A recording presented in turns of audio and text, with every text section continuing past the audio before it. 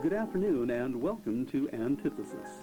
Antithesis is a weekly radio soiree of stimulating commentary and entertaining conversation discussing issues of importance in our daily lives. Antithesis airs Sunday afternoon at 5:30. I'm Richard Curtis. I'm Leo Griep-Ruiz.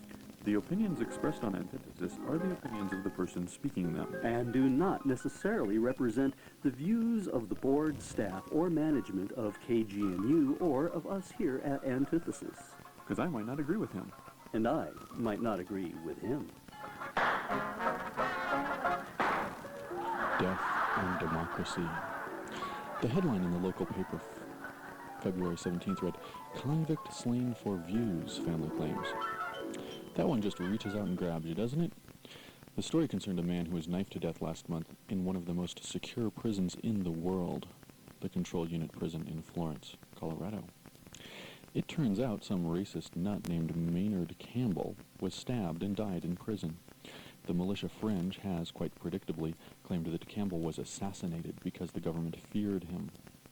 This position is ironic because it is true that Campbell's death serves certain interests, but not the interests the right wing talks about. It seems quite possible to me that Campbell was allowed to interact with other inmates who would predictably be insulted by the ignorance and arrogance of his white separatist line, so perhaps Campbell was not actually murdered by the prison system, but a murder was allowed to happen. Campbell's attorney, one John DeCamp, a former state senator from Nebraska, is suspicious about the timing because Campbell had shortly before his death filed papers, which DeCamp claims would prove the government did not have jurisdiction in the original case that landed Campbell in prison. How is it that someone claims to be persecuted by the government, but everywhere you look there are government officials espousing the same line? The right-wing nuts running around the country are not a threat to the government because they are not a threat to the class interest which control the current government. Government is a kind of imperfect, constantly changing compromise between the interests of the rich, who run the country, and the rest of us. Labor laws, income taxes, environmental protection, etc. This is called class struggle. Rich people don't want government telling them they have to pay overtime or can't just dump toxic waste wherever they want. The right wing pretends that somehow they stand in opposition to the government, to the ruling class, but their attacks on government are just a veiled attack on the democratic control of society. So I read the headline, which concerned me at first, and then I relaxed. Although it is tragic and sad, of course, that the prison system might be allowing racists to self-destruct in their interactions with the rest of a prison population, the rest of any prison population being mostly black, because the ironically termed justice system is so fundamentally unjust and racist. I just have a hard time taking seriously the protestations of people who are, in the end, the shock troops for the ruling class. If Campbell was allowed to be murdered, it was to encourage his point of view, not to crush it. Working people who support anti-government tendencies are just pawns for much larger interests that they refuse to understand. Campbell had threatened a war if he were killed. Like many right-wing nuts, he had a messiah complex. If such a war were to take place, who would benefit? Societies are complicated creatures, and the means by which decisions are made is significant. These days, there exist two main approaches to this question. One line suggests that private interests should make all the decisions. We should all be isolated monads, running around our plot of land or whatever, deciding what we want to do just for ourselves. By this way of thinking, everyone else is sort of the enemy, their interest in accumulating wealth being in conflict with mine. The other suggestion for society is that we work together, cooperate, and use mechanisms such as government so that decisions are made democratically in the spirit of making the world a better place for everyone. In fact, Maynard Campbell's murder has nothing to do with suppressing his demented point of view, because his associates have reacted just as one might suspect, lobbying for the disintegration of democracy in America. Campbell, and all working people who support fascism, white supremacy, and religious fanaticism are fighting against democracy, against themselves, and against the rest of us, not really against those who benefit from our suffering. In the end, the ruling class's agenda is the same as the Maynard Campbells of the world. Private, that is, undemocratic, control of land and production is the principal mechanism for injustice today. Working people as a group must come to terms with this, or not, at our own peril. This is Richard Curtis. So that's what you want to talk about this week, is some, like, racist, white supremacist cat getting shanked in the joint? I was thinking we'd talk about the democratic control of society, but we can talk about that too.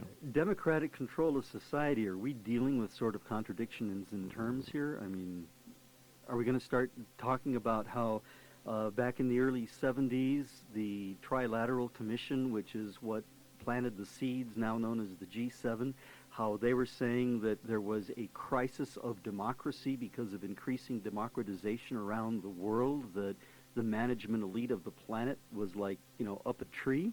Yes, we can talk about that. How about talking about the prison system itself and whatever happened to that idea of rehabilitation, or in some cases habilitation, since people have not been habilitated by the so-called society to such an extent that they could ever get away from being habilitated. I mean, rehabilitation is talking about helping people again become a part of society, but if they were never a part of society to begin with, what the hell is going on? Well, no, we can't talk about that. Why not? That's different. What do you think about private property and democracy? Can you have private property in democracy? Let's talk about that. Okay, this is my pen. Ooh, no, that's personal property. Okay, let's break it down then. What's the difference between personal property and private property? Private property refers to private ownership of the means of production, like private holdings in land and factories. Huh. Machinery. Things that you make other things with. Okay. And what's democracy? Democracy, it's a slippery one, isn't it? I thought that if you break it down, it means crassy by the demos. Well, very good. Right? Crassy. Sounds like Latin. Well, Greek, actually, I think. Demos, yeah. Demos. Yeah.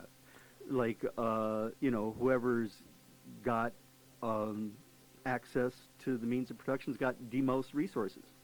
Oh.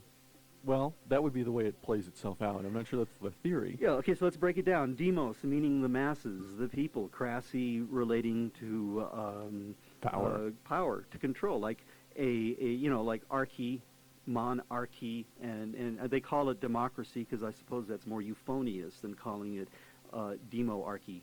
It doesn't trip on the tongue as nicely as democracy, demoarchy. So I don't even want to try and say it. Yeah, well, you wouldn't. Which is why you're on that side of your microphone and I'm on this side of my microphone.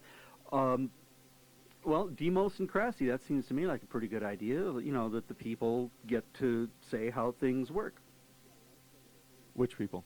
Oh, everyone. I see. Yeah. I started this, didn't I? It's a great idea. It's a great idea. People get to say what's up. Like there's a pothole in front of your house. You go, hey, there's a pothole in front of my house. So you get together with your friends, your neighbors and stuff. You go out there and you fill the pothole. It's easy. Well, or you call someone who professionally fixes the pothole. I'm not sure it's so different. Okay. I don't want to separate those. But the issue that concerns me is the issue of property and its relationship to democracy. Well, what does that have to do with some guy getting shanked? Because he's the one who is advocating private property as the solution to democracy. Isn't that the right-wing fantasy? Oh, that if we all have a little ranch somewhere that we can have democracy? Of course, we all have to have our own AK-47. Yeah, so you can defend your little armor-piercing ranch. bullets. Some people might say that we're oversimplifying things, but then I had the occasion to debate Sean Slater, the exalted Grand Cyclops of whatever version of the Ku Klux Klan they got in Colorado, and I went in there expecting to have some real debate about the kinds of issues that that we're bringing up right here, right now. But instead, this guy had nothing going for him, and I came down to realize that white supremacists of that clannish ilk are really just gangsters. That's all. Only most youth gangs base themselves on turf, on their neighborhood, on their block. And what I saw in dealing with Sean and with his boys, and I use that term boys advisedly, in dealing with them, was that the only thing they had going for them was their lack of melanin. And so they based their gang concept around the fact that they are just light-skinned and that they can trace their ancestry to certain parts of Europe. That's all they had going for them, that and nothing else. So to me, that whole issue of white supremacy of that sort related specifically to the fact that they had nothing else going for them, and they used this language in order to justify what is basically an empty, dead soul. Well, see, you're making the point I was going to try and make. They're just the shock troops.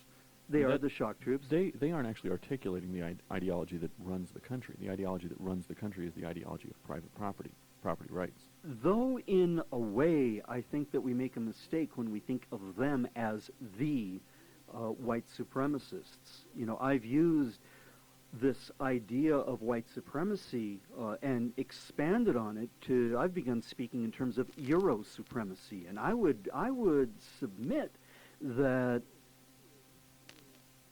liberalism is just as much a manifestation of white supremacy in the sense that it is Euro supremacist, that there is this tendency to universalize their experience upon everybody else.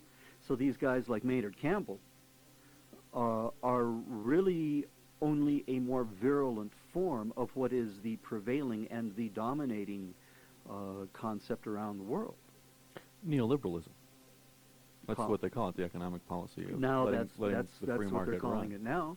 And isn't that's just the extreme of property rights, that property has the rights. And it can do whatever it wants anywhere in the country. Oh, people are certainly much more important. I mean, property, yeah, certainly much more important within that concept. Property has more rights than people. Like right now, there's this whole discussion going on everywhere. It's in the Wall Street Journal. It's in the daily papers. This is we're recording this right at the very end of February, beginning of March, and it was just last week the Wall Street Journal had an extended piece on how there's too many doctors in the United States. It's going to drive down their wages. Shall we think about this concept? There are too many doctors in the United States, so therefore the solution being proposed by a study group within the AMA is to provide less funding for doctors from other countries to get specialized, subsidized training within the United States, because this glut of doctors is obviously depressing their wages. Now, I don't know about what neighborhood anybody else lives in, but I know that I ain't seen no doctors out on street corners providing services, let alone asking for a job or food. We could ship them out like Cuba does. To other countries. Aha. But where are you going on property with this? I don't know where I'm going on property with this. You got to go somewhere. Well, I'm still interested in this cat that got shanked in the joint. Who cares? How come in a place where this guy is the property of the state, which is what it amounts to, Okay. right? You know, once you go into the custody of the Department of Corrections, you are the property of the state. How come they allowed some of their property to get shanked? Be damaged. Vandalized. Vandalized. Someone vandalized Their Maynard property. Campbell. Ooh, they gotta hate that. So the question now, this raises a whole bunch of other issues, which is where I would like to go with this, which is to talk about what goes on inside the joint. Well, but see, the implicit assumption in what I'm saying is that the government didn't mind that he was killed because it encourages the shock troops. They're interested in the shock troops. So what you're saying is that Maynard Campbell might well have been in a position where he was not safe, so that another hero could be created to kind of give another little kickstart to the general right-wing view of things. Well, I'm not sure it's so organized as that, but that was allowed to happen anyway. You know, think about it. You put somebody who's a racist nut into an environment which is dominated by people who are non-Anglo, as our prison population is. Yeah. And he's going to be spouting off this stuff about how everyone else is inferior to him. What's going to happen? He gets shanked. Right. Are we surprised? But what I'm saying is that serves certain purposes, which are not the purposes that he claimed, that he or his followers, his family, would claim. His family would claim that he was shanked because the government didn't want his views spread. What I'm suggesting is that he was killed to spread his views. He's just being used. He's a pawn, cheap white trash. He's a pawn. In general, the prison system, as I've seen it operate, really just exists sort of as the stick in a carrot and stick attitude to keep society in general towing the line. And sometimes it may be more complicated, than just a place to lock people up. Yeah. You gotta manipulate people somehow. But I would take certain issue with saying that right-wingers are not a threat to the government. I would say that right-wingers are a threat to the government because there's all these little gangs within the government who are vying for control. Oh, come now. Oh, there's a very good argument to have been made, for example, that the United States intervention in Central America and the way that the policy swung back and forth between threatening direct intervention and then moving way back off and using other means, that was a manifestation of a power struggle between what were being called the cowboys and the internationalists. Yes, but that's just the struggle between a harder and softer form of the intervention, which is dependent upon the tolerance of a population. So would not these extreme right-wingers, as the cheering section for the more hard line, manifest a struggle within the power structure? Well, that's what I mean. They're already in the power structure. Kind of like that's why they're not a threat to it. Stegosauruses and Brontosauruses battling it out for who gets to be the king reptile? Well, in my analogy, it doesn't matter because they're both reptiles. What I'm interested in is human control. So who cares which reptile wins? I mean, that's the point, is that the struggle between the right wing, the supposed right wing, and the supposed center, this vital center myth we've had, is itself a farce. Huh. The right wing is the stick. The center is the carrot, trying to entice the rest of us into buying their load of crap. Uh-huh. I thought that, what about the L word? What about the liberals? Aren't they the left wing? Well, no, the liberals are the vital center that Clinton identifies himself with. We don't have, do we have liberals anymore in this country? I'm not sure. But anyway, liberals would still be the vital center. That's how they define themselves. Compared to Bill Clinton, Richard Nixon was a liberal. Well, you know, that's because we've been moving farther and farther right, but I don't think that changes the dynamic that I'm suggesting here. Well, See, that's the thing, you know, like with this Oklahoma City bombing trial, the government wants to present this idea that somehow the government, is under siege. Well, if you work for the government, that's a really nasty place to be because it means maniacs are going to be blowing you up, which no one wants. So certainly the right wing is a threat to individual people who work in places like the, Murray F. What was that guy's name? No, something Murray built. yeah. Oh, right. That place. That place. Yeah. You know, they're a threat to individual workers in the government. They're not a threat to the government. That's an important distinction to make. Well, then, let's define that distinction by describing who you see as a threat to the government. Well, I would think that that democracy is a threat to the government. They don't want that. That's the thing about property. You know, if you define the highest rights as property rights, then the people with the most money run the country. Well, okay, so the people with the most money always run the country. But now we've defined that into law so that they get the most votes because they can buy politicians. That's the current hoopla in Washington, is this thing about campaign finance reform, as if that's new, somehow the president taking bribes from people so that they can sleep in the Lincoln bedroom, whatever it is. It's a farce. They're afraid of democracy. That's what they're trying to fight. Well, obviously, there ain't none. So that's the enemy.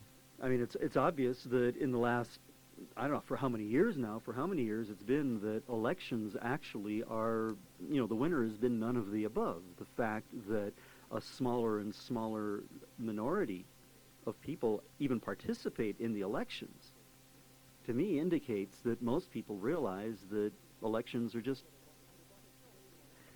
Well, they're bought I and can't sold. say what I want to say on the radio. Well, I want to use a certain word that Didn't George Carlin run into that problem?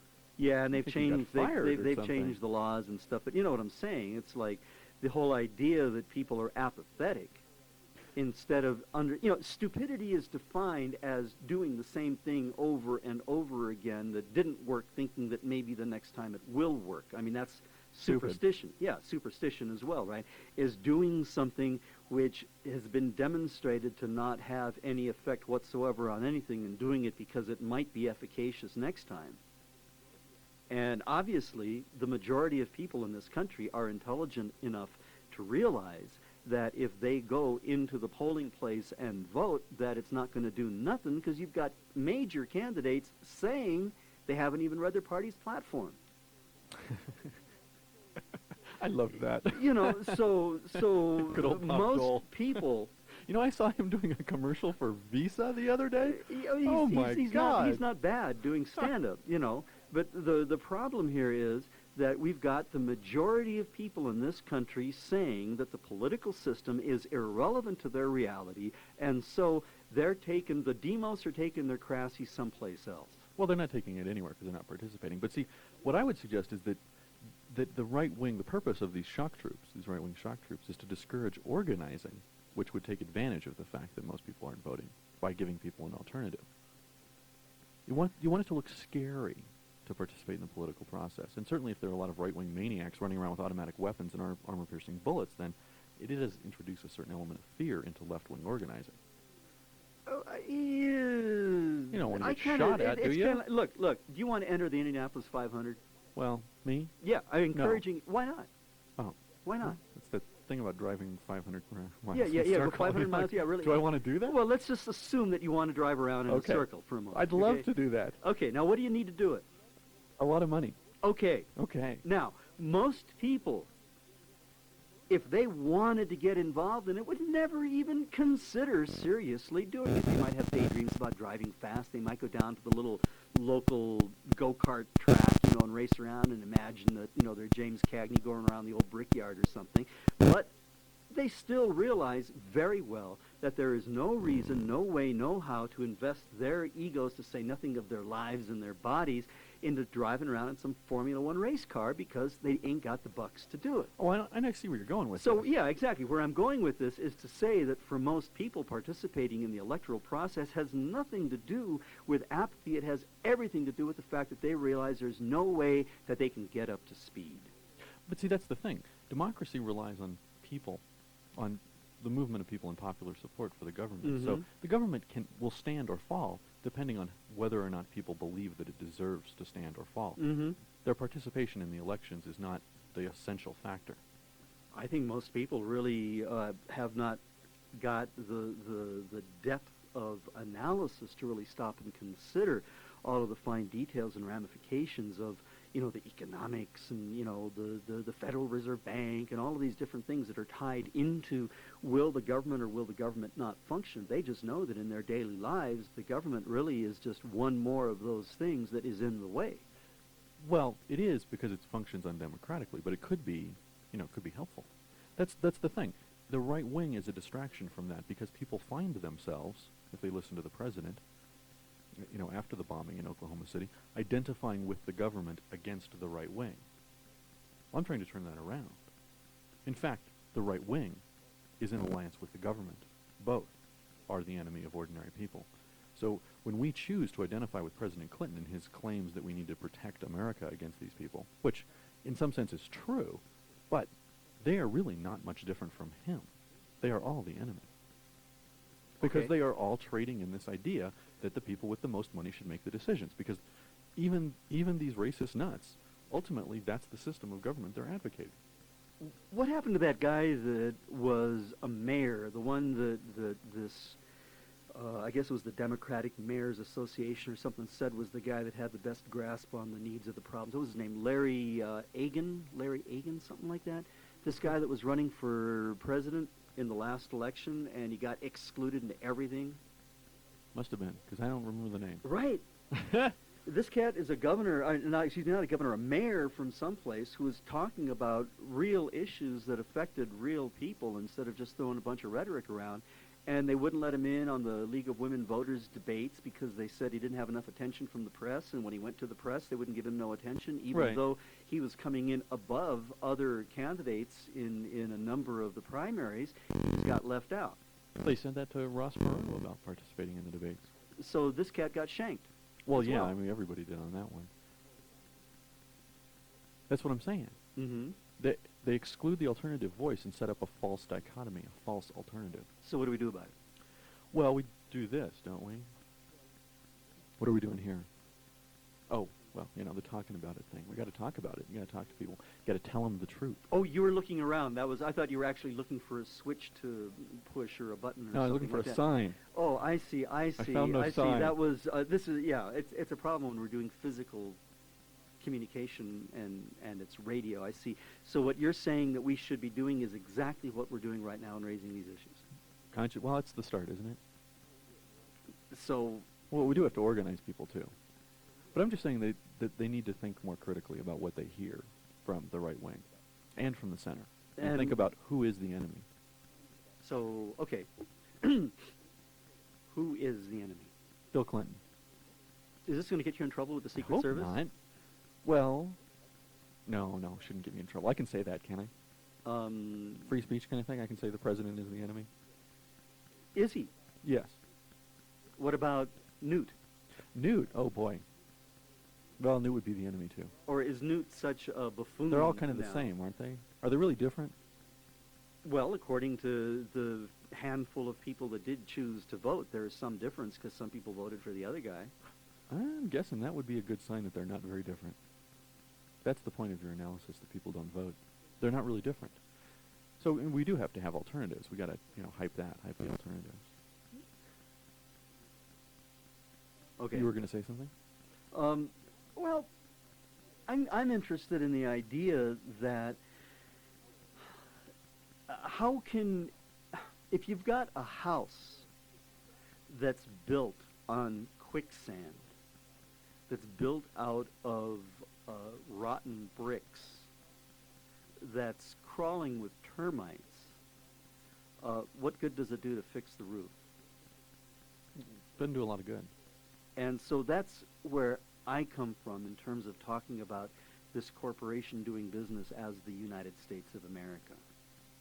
You see, is that it is essentially intrinsically and fundamentally flawed based on the fact that its rhetorical ideals, those concepts espoused in such things as the preamble and the Constitution and the so-called Bill of Rights and the rest of the amendments, the Declaration of Independence, all of those fine, high-blown phrases, that all of those rhetorical ideals had nothing to do with the reality of the fact that from its very beginning, the process by which it acquired the territory upon which live the people, over which the government claims hegemony, that is intrinsically and essentially flawed from the very beginning, and that an essential and fundamental building block of this establishment, of this house, which is obviously divided against itself, that the foundation itself is rotten and crumbling, and like any other empire, is doomed to eventual collapse. Well, that's true, but I don't agree with your analogy with the house. Oh, you don't think that it's built on a rotten foundation? Well, no, I don't think it's a house. I mean, I don't think you can compare the system of nation states with a house. I mean, the nation really does exist in some sort of abstract sense, and the issue of who runs it is a very real issue. Power is a very real issue. So it's not a matter of disregarding it, because as if it would go away if people quit trying to fix it. It won't go away. Oh, it's going to go away. No. How it's run will change. That's what I mean. It's going to go away. Come on, it started out with 13 colonies, then it went 14, 15, 20, 30, 40, 50, and it's shooting for 50, 55. It's going to continue, I assume, trying Max out to somewhere. well, one would think that it will max out, and when it maxes out, then the flip side is going to be true. I'm certain that Cicero and those cats thought the Roman Empire will stand forever. Well, I'm sure they did. And I don't mean to say that the system of nation states will last forever, because that's certainly not true either. Well, the system of nation But states it is going to be around for a long, The long system will time. be around, but will the United States of America be around forever? As one of those nations. Yeah, Yeah, it will for quite a while. Empires last from anywhere from 200 to about 700 years historically. This particular empire has been around for 300 years more or less, and inevitably it will be gone. Okay, that would be that point where I don't agree with you. Well, I don't agree with you. Thank you all for listening. You've been listening to Antithesis on Sunday evenings. That's on where he says KGNU stuff and I Boulder. say stuff, and it goes like that. Okay, so it's going like that now. And it went like that, and we'll see you next week.